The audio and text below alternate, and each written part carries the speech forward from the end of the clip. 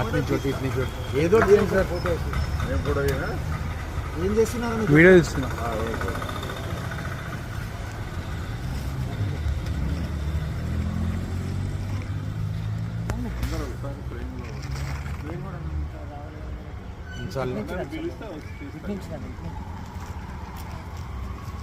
ఆర్పి first.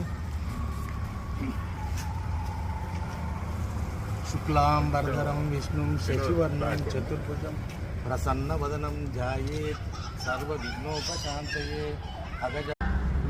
నేను ఈసారి చెప్పు గుర్తు మీద ఎమ్మెల్యేగా నిలబడుతున్నా.